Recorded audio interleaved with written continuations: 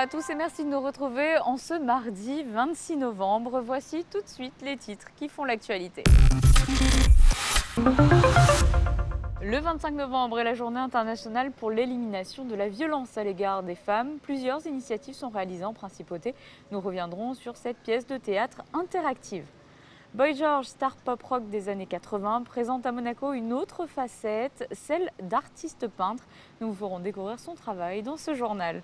Et en fin d'édition, notre Focus Info nous amènera dans les cuisines du restaurant Louis XV Alain Ducasse à l'Hôtel de Paris pour un dîner exceptionnel à 4 mains. Selon l'UNIFEM, dans le monde, une femme sur 3 a été violée, battue, forcée à l'acte sexuel ou abusée au moins une fois dans sa vie. En principauté, le 25 novembre, journée internationale pour l'élimination de la violence à l'égard des femmes. Une pièce de théâtre interactive était proposée à des élèves, puis une autre à un public plus large sur les thèmes du respect et des violences conjugales. Voyez ce reportage. Sensibiliser le plus tôt les jeunes adultes de demain sur la question du respect et des violences à l'égard des femmes. Une initiative accueillie avec enthousiasme chez ces élèves de seconde. Ils se sont aisément prêtés au jeu de rôle. Le but, monter sur scène pour affirmer leur point de vue et influencer les situations proposées. Personnellement, c'est un sujet auquel je prends beaucoup à cœur. Après, je ne sais pas si on en parle tant que ça à l'école. Je trouve que cette année, spécialement, on retrouve beaucoup plus ce sujet. Et je trouve que c'est bien, c'est important parce qu'on grandit, on découvre de nouvelles choses. Donc c'est important d'en parler avec les filles et les garçons, autant l'un pour l'autre. J'imagine qu'à nos âges ou juste un peu plus tard au lycée, je pense qu'il y a des histoires un peu similaires qui ont dû arriver. Encore une fois, c'est pas normal parce que quand une personne dit non, il faut savoir comprendre. Et je comprends pas qu'encore il y a des gens qui aujourd'hui ne savent pas comprendre que quand on dit non, c'est non. En fait, il faut respecter. Par exemple, si un homme dit non à une fille, j'imagine que la fille, elle va directement comprendre. Alors pourquoi, quand une fille dit non, l'homme ne devrait pas comprendre ce non? Apprendre à dire non, mais aussi à le respecter, écouter les autres et être vigilant avec les rencontres sur Internet.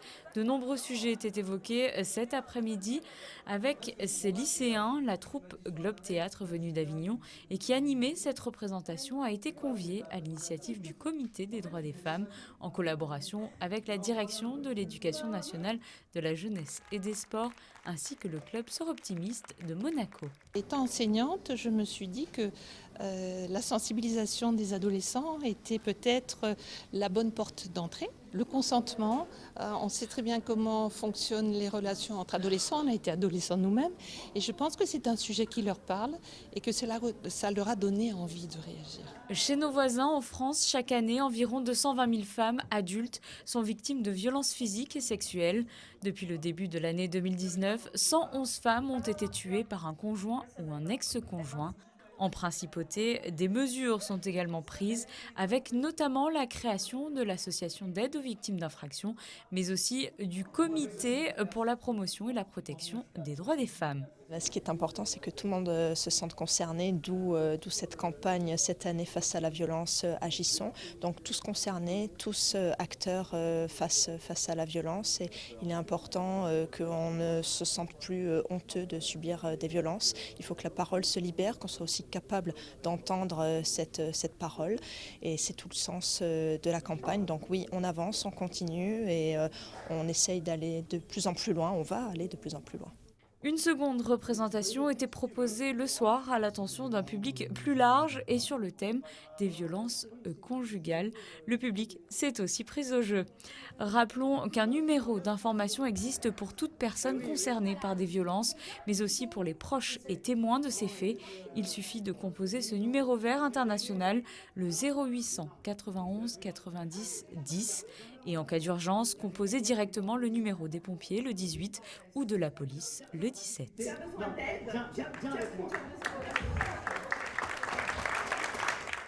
Une équipe de Monaco Info a assisté aujourd'hui à la conférence de presse de l'association Les Enfants de Francky. Cette association monégasque a présenté les grands rendez-vous qu'elle organise mi-décembre. Plus de détails dans ce reportage signé Émilie Rousseau. Depuis 1997, les enfants de Francky, menés par Francine Giraudy, soutient les enfants malades, handicapés et défavorisés de Monaco et sa région. Régulièrement, l'association monégasque organise des manifestations en faveur de ces enfants. Prochain grand rendez-vous, le 13 décembre avec la Kids Night, un gala pour les enfants, ouvert à tous. Puis le lendemain, le 14, le Noël de Francky, toujours au Sporting, cette fois-ci à destination des enfants dans le besoin. Il sera suivi d'une nouveauté cette année, la Teens Night, réservée aux adolescents. Teens Night, c'est quelque chose de nouveau. C'est un spectacle en bas au Jimmy's qui commence à 21h et on a des break danseurs, donc des danseurs qui sont champions d'Europe. Et il y a un peu de PlayStations et il y a beaucoup d'autres choses surprises que pour le moment je ne peux pas trop dire.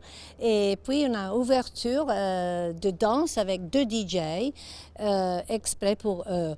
Il y a light snacking, ça veut dire qu'ils peuvent faire aussi quelque chose à manger vers 22h et tout ça termine à minuit. Et pour financer ces actions, les enfants de Francky organisent une nouvelle fois cette année sa traditionnelle journée monégasque des Nez Rouges. Elle aura lieu le 6 décembre prochain, un événement qui fête ses 15 ans. Je dois dire la vérité, je pensais qu'une dizaine d'années, on aurait pu le faire et puis j'ai dit on va arrêter. Mais je n'ai pas pu parce que les gens me demandaient quand même de changer, de faire quelque chose de nouveau. Donc la chose que j'ai fait, que je les ai écoutés, je l'ai changé de couleur. Donc j'ai fait jaune et avec des émoticônes, smiley toujours. Et on verra l'année prochaine aussi encore parce qu'il y a encore une autre surprise, donc pourquoi pas. Et on continue, oui. Les nez solidaires sont donc de retour. Cette petite balle en mousse est en vente au prix de 2 € en principauté. Plus d'informations sur cette opération et l'ensemble des événements des enfants de Francky sur ce site internet, le www.frankymonaco.org. Il est l'un des mythes vivants de la musique des années 80. Boy George n'est pas seulement chanteur, il est également artiste peintre. Il expose actuellement en principauté à la galerie G&M Design. Patricia Navarro l'a rencontré. Jamais par le passé, il n'avait osé montrer au grand public cette facette cachée. Boy George, au-delà du chanteur mythique qu'il est, a réalisé de très nombreuses créations depuis de longues années. Peinture, sérigraphie, ce travail est pour la toute première fois exposé à Monaco. Je peins mes habits et même l'univers depuis si longtemps. Je crois que pour moi, être créatif, c'est compulsif. Écrire des chansons, créer des habits ou ce travail artistique, j'en ai besoin. Je ne peux pas dire que c'est comme une drogue, mais c'est vraiment compulsif. Les couleurs qui font écho à son maquillage culte sont au cœur de ses œuvres qui ont demandé un mélange des techniques. Boy George peint aussi bien qu'il coud des perles et des sequins. L'extravagance qui le caractérise se retrouve dans chacune de ses œuvres.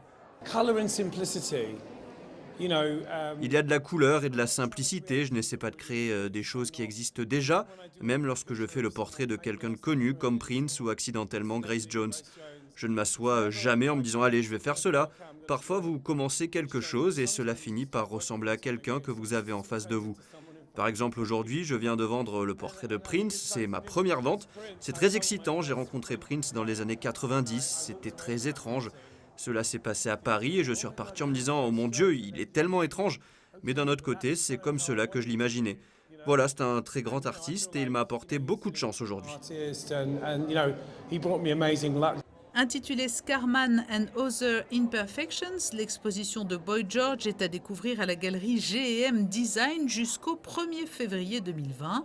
Son travail, qui n'avait jamais quitté son atelier, s'est rapidement arraché et confirme par son audace et l'âme qui s'en dégage que Boy George est bien la pop star la plus colorée de l'histoire britannique.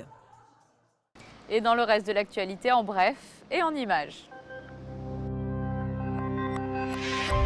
Marie-Pierre Gramalia et Patrice Cellario ont convié il y a peu une quarantaine de représentants des institutions et du milieu associatif monégasque à un moment d'échange portant sur la mobilité douce en principauté et plus particulièrement sur le service de vélo à assistance électrique Monabike et les engins de déplacement personnel motorisés type trottinette électrique, monoroue, gyropode ou encore overboard.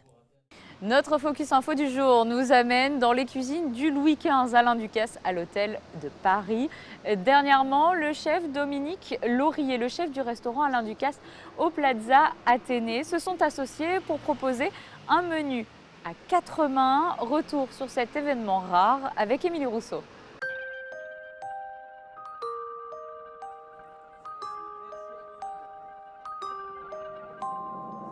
C'est l'un des établissements gastronomiques les plus emblématiques de la principauté. Un écrin qui a retrouvé son emplacement historique depuis près d'1 an. Le Louis XV Alain Ducasse à l'hôtel de Paris est le restaurant de cœur du chef monégasque. C'est ici, à seulement 33 ans, qu'il obtient ses 3 étoiles au guide Michelin. C'est donc tout naturellement qu'Alain Ducasse a choisi son restaurant en principauté pour organiser un événement unique dans les cuisines du Louis XV. Un dîner d'exception réunissant ces 2 chefs triplement étoilés, Dominique Laury, chef du Louis XV Alain Ducasse à l'hôtel de Paris, et Romain Méder, chef du restaurant Alain Ducasse au Plaza Athénée. Soyez les bienvenus. Merci d'accepter notre invitation. Ça me permet, à l'occasion, de vous présenter mon plus vieux restaurant, puisque j'ai ouvert ici le 27 mai 1987, c'était le jeudi des Grands Prix, il y a maintenant 32 ans et demi. Et depuis, j'ai eu envie de voyager. Et pour voyager, j'ai eu envie de former des collaborateurs qui font mieux que moi tous les jours. Heureusement d'ailleurs, parce que je ne les vois pas souvent. Merci, soyez le bienvenu. Bon dîner, merci Dominique, merci Romain, bonne soirée. On verra si c'est aussi bien que je l'ai dit ou que je l'imagine, puisque je vais l'écouter aussi. Merci. D'un côté, Dominique Laury, cet Angevin d'origine, croise la route d'Alain Ducasse en 1998 avant de travailler à ses côtés en 2002. De l'autre, Romain Méder, fidèle au chef monégasque depuis 2006. Vous l'aurez compris, les 2 hommes entretiennent une relation particulière avec Alain Ducasse qui a été un moteur dans leur carrière respective. On est tous très proches, on est tous très proches de M. Ducasse, mais c'est sûr que quand il est là, on a envie de se dépasser davantage, de se surpasser et de ne pas le décevoir. C'est exactement ça, moi. Ça fait 21 ans que je travaille pour M. Ducasse, donc voilà, il nous fait confiance et on ne veut pas trahir sa confiance, on veut être à la hauteur. Donc tous les jours, c'est un challenge pour se donner un peu plus, pour toujours faire un peu mieux et lui montrer qu'on est là et que la maison, elle tourne et qu'il nous allait donner les clés. Et il a eu raison. Soyez bons, ce sont les mots d'Alain Ducasse avant qu'il ne laisse ses chefs œuvrer. Ce soir, la Méditerranée de Dominique Laury rencontre la naturalité de Romain Méder. Les gestes des brigades des restaurants monégasques et parisiens sont réglés comme du papier à musique. Les plats alternent les saveurs de l'établissement de la rue Montaigne et le charme des mets du restaurant de la place du Casino. Table 4. Oui, s'il vous plaît.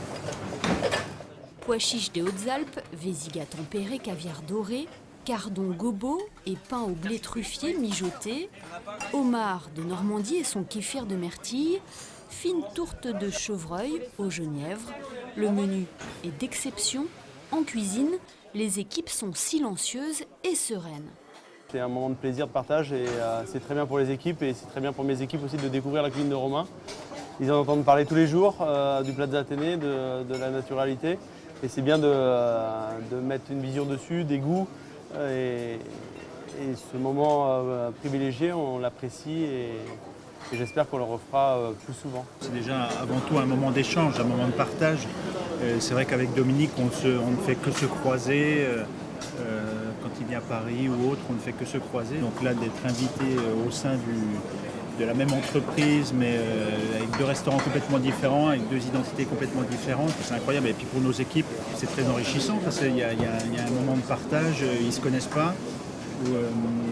Et donc il y a un moment de partage et c'est 2 styles de cuisine, comme je vous le disais, complètement différents. Donc pour les équipes, c'est enrichissant, voilà, c'est vraiment un très très bon temps qu'on est venu passer à Monaco. Les plats sous cloche défilent tel un balai la salle et la cuisine ne font qu'un. Les convives, pour certains des habitués des 2 établissements, sont conquis. Notre avis, c'est qu'ils ont mixé. Bon, après, c'est vrai qu'on a beaucoup de chance parce qu'on connaît cette maison. Ce qui est génial d'abord, c'est qu'autour de moi, j'avais des gens pour qui c'était leur premier Louis XV. Et donc, je voyais un peu comme des yeux d'enfant en face de moi, des gens qui découvraient la salle du Louis XV, qui découvraient la cuisine de Romain et de Dominique Laury. Et ça, c'est génial pour moi parce que comme j'ai eu la chance de venir plusieurs fois, eh ben je vois dans leurs yeux qu'ils sont heureux de découvrir du pois chiche, de découvrir... alors, il y a du caviar à côté, ça c'est vrai, mais ça pourrait être dans la ligne de Romain Médère, dans la naturalité totale, de mettre des produits d'ici en avant. C'est ce que fait Dominique au quotidien. Et ils sont tous les deux complètement sur la même longueur d'onde. Et c'est un bonheur de voir que leurs plats s'emboîtent comme s'ils avaient toujours travaillé ensemble. En pâtisserie aussi, Alain Ducasse a souhaité associer ses deux chefs, Sandro Micheli de Monaco et Jessica Prealpato de Paris, le meilleur pâtissier de l'année selon le Goemio et la meilleure pâtissière du monde ont proposé 2 desserts complémentaires autour des agrumes. Il est déjà venu nous voir, donc on se connaît un petit peu. Voilà, donc on échange sur tout. Il a une façon de faire des panettones que nous, on est juste incapable de faire. Donc c'est vrai qu'à chaque fois qu'on vient ici, on en mange une bonne quantité. Vous êtes d'accord avec ça? Justement, aussi l'important aussi, c'est l'échange? Oui, bien sûr. Pour nous, c'est super ce soir parce que bon, avec Jessica, c'est deux visions différentes de la pâtisserie, mais qui, à la fin de la journée, c'est les mêmes produits et on arrive à faire quelque chose de totalement différent. Mais à la fin, ça va juste très bien ensemble. Ces 2 gourmandises ont clôturé ce dîner d'exception avec la manière. Une nouvelle fois, Alain Ducasse aura offert un spectacle gustatif à ses convives. Un rare moment que le chef monégasque aime à créer et espère réitérer. Voici pour l'actualité en principauté. Un mot des prévisions météo à présent. Mauvaise nouvelle pour mercredi, retour des orages. Mais bonne nouvelle, à compter de jeudi et jusqu'à samedi, en passant par vendredi, plein soleil dans le ciel monégasque, avec néanmoins des températures d'un mois de novembre. Température de saison est donc assez fraîche. Jeudi, 6 degrés le matin, vendredi 5 degrés et 6 degrés également samedi. Pour dimanche et lundi, retour des orages avec des pluies assez intenses, notamment dimanche après-midi. C'est la fin de ce journal. Merci de nous avoir suivis. Je vous souhaite à tous une excellente soirée sur Monaco Info.